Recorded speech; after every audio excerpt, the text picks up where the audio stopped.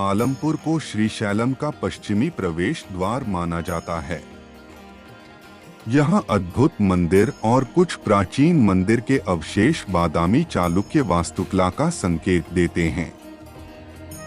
इस क्षेत्र पर कई दक्षिण भारतीय राजवंशों का शासन था। जोगुलंबा मंदिर के प्रमुख देवता जोगुलंबा और बालाब्रह्मेश्वर हैं।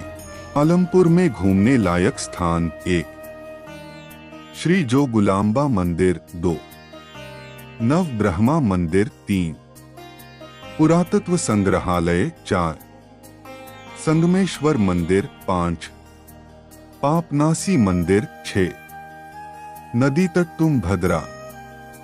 श्री जोगुलांबा मंदिर आलमपुर तेलंगाना राज्य में तुंगभद्रा नदी के तट पर स्थित एक शांत शहर है। आलमपुर पवित्र नदियों तुंगभद्रा और कृष्णा का मिलन स्थल भी है और इसे दक्षिण काशी भी कहा जाता है। आलमपुर दक्कन के पठार के प्राचीन शहरों में से एक है और इसका उल्लेख विभिन्न राजाओं की पांडुलिपि में हलमापुरा, हाथमपुरा, अनुपुरम और स्टाल पुराण में हेमरिपुरम के रूप में किया गया है। प्रसिद्ध जोगुलंबा मंदिर 7वीं शताब्दी में ब्रह्मेश्वर मंदिर के पास बनाया गया था, लेकिन 14वीं शताब्दी में मुस्लिम आक्रमणकारियों ने इसे ध्वस्त कर दिया था। ग्रामीणों ने किसी तरह ब्रह्मेश्वर मंदिर में देवी जोगुलंबा की मूर्ति को बचाया और मंदिरों को ध्वस्त होने से बचाने के लिए उनकी प्रार्थना करते रहे।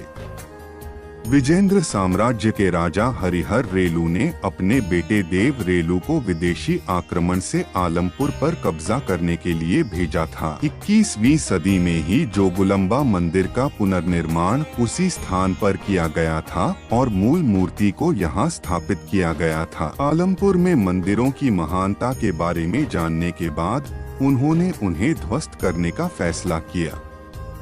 यहाँ अद्भुत मंदिर और कुछ प्राचीन मंदिर के अवशेष बादामी चालुक्यन वास्तुकला का प्रतीक हैं। इस क्षेत्र पर कई दक्षिण भारतीय राजवंशों का शासन था। देवी जोगुलंबा को देश के 18 शक्ति पीठों में से 5वीं शक्ति पीठ माना जाता है। दक्ष प्रजापति नामक एक महान राजा थे जो भगवान ब्रह्मा के पुत्र भी थे। उनकी 27 बेटियां थीं और सती देवी उनमें से एक थी। सती देवी ने अपने दीर्घकालिक प्रेम भगवान शिव से विवाह किया। जब दक्ष ने अग्नि द्वारा किए जा रहे यज्ञ में प्रवेश किया तो उनके दामाद भगवान शिव को छोड़कर सभी लोग सम्मान के प्रतीक के रूप में खड़े हो गए, लेकिन भगवान शिव ने ऐसा करने से मना कर दिया। दक्ष को अपमान महसूस हुआ। बाद में जब दक्ष ने स्वयं यज्ञ का संचालन किया तो उन्होंने अपनी बेटी और दामाद को आमंत्रित नहीं किया। हालांकि सती को अनुमति न मिलने से बुरा लगा, लेकिन वह अपने पति भगवान शिव की इच्छा के विरुद्ध यज्ञ में शामिल होना चाहती थीं। जब सती यज्ञ में शामिल हुई तो किसी ने उनकी परवाह नहीं की और उन्हें लगा कि यह अत्याचार किया गया है। हालांकि वह अपनी भावनाओं को नियंत्रित कर रही थी, लेकिन उसके पिता लगातार उसके पति यानी भगवान शिव को गाली दे रहे थे। वह सचमुच बहुत क्रोधित हो जाती है और आग लगाकर आग में समा जाती है और अपना जीवन समाप्त करने की कोशिश करती है। अपने दाहिने पैर के अंगूठे से पृथ्वी में अग्नि उत्पन्न करके यज्ञ स्थल पर स्वयं इस आहुति देने से बहुत बड़ी हानि हुई है। बाद में शिव उस स्थान पर गए और सती के शरीर को आग से ले लिया और लगातार दिन रात उसके साथ नृत्य करने लगे। वह नहीं रुका।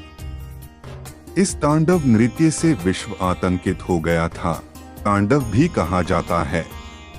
फिर बाद में भगवान शिव के तांडव को रोकने के लिए विष्णु ने अपने सुदर्शन चक्र का उपयोग किया और सती के शरीर को पूरी तरह से टुकड़ों में काट दिया। ये शरीर के अंग भारत, श्रीलंका भर में विभिन्न स्थानों पर गिरे हुए हैं। जहाँ जहाँ ये हिस्से गिरे हैं उन स्थानों को शक्तिपीठ के नाम से संबोधित किया जाता है, खासकर इस मंदिर में जहां सती का ऊपरी जबड़ा और दांत गिरे हुए बताए गए हैं।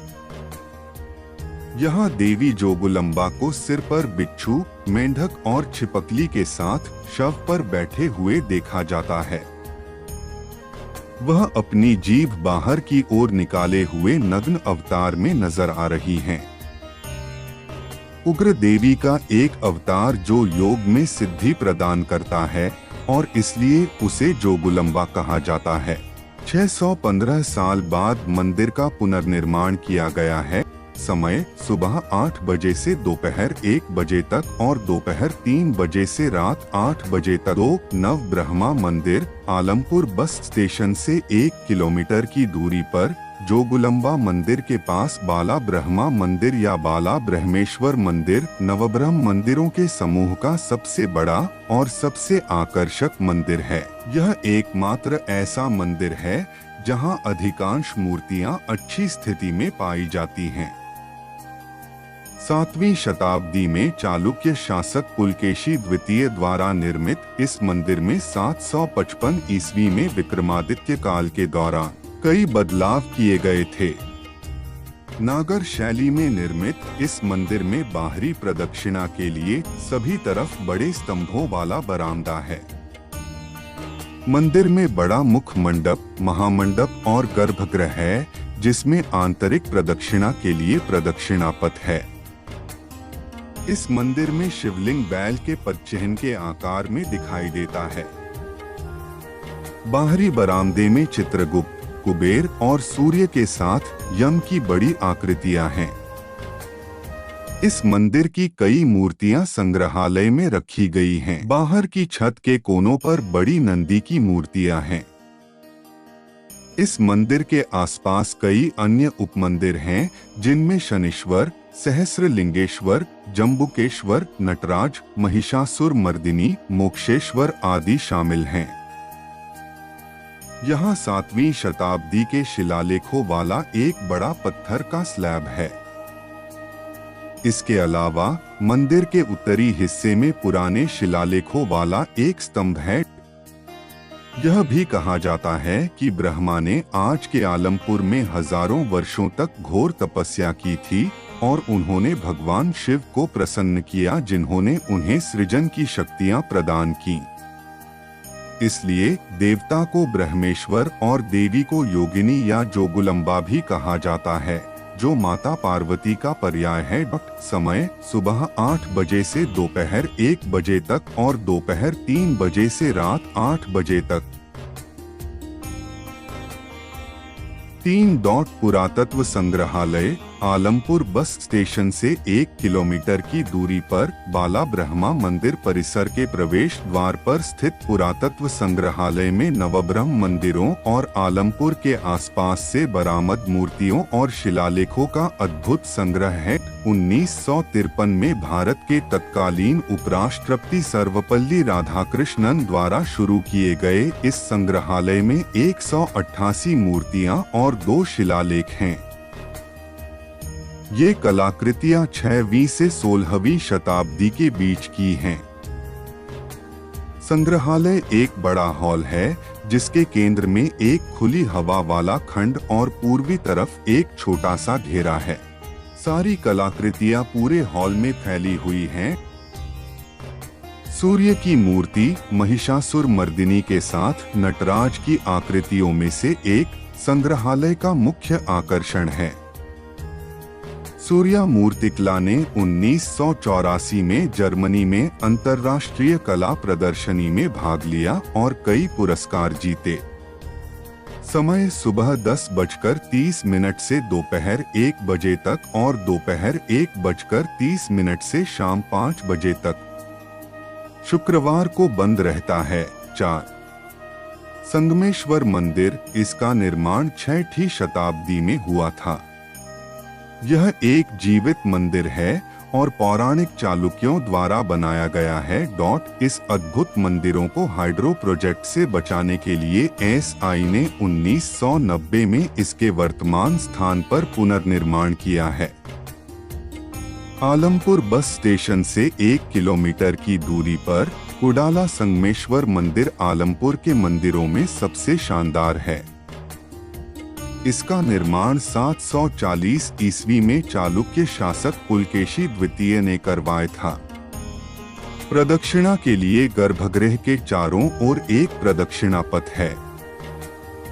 छत पर नागराज की एक बड़ी आकृति है, जैसा कि अन्य चालुक्य मंदिरों में देखा जाता है।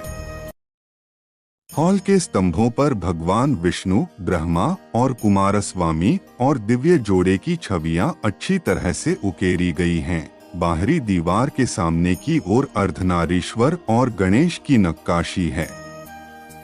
समय सुबह 8 बजे से शाम 6 बजे तक। 5 पापनासी मंदिर, यह आलमपुर से 2 किलोमीटर दूर है। मुख्य मंदिर को पापनसेश्वर कहा जाता है और इसे 6वीं शताब्दी में चालुक्यों द्वारा बनाया गया था। 24 मंदिरों का एक समूह 6ठी और 10वीं शताब्दी के बीच बनाया गया था। यह निश्चित रूप से एक छिपा हुआ रत्न है। प्रातः 5 बजे से दोपहर 12:30 बजे तक, शाम 4 बजे से 8 बजे तक। 6 नदी तट तुंगभद्रा, यह तुंगभद्रा और कृष्णा नदियों का मिलन स्थल है। इसे दक्षिण काशी कहा जाता है। आलमपुर हैदराबाद के पास घूमने लायक मशहूर जगहों में से एक है। हैदराबाद से 218 किलोमीटर, कुरनूल से 22 किलोमीटर, महबूबनगर से 126 किलोमीटर और श्रीशैलम से 200 किलोमीटर की दूरी पर रहने की जगह है।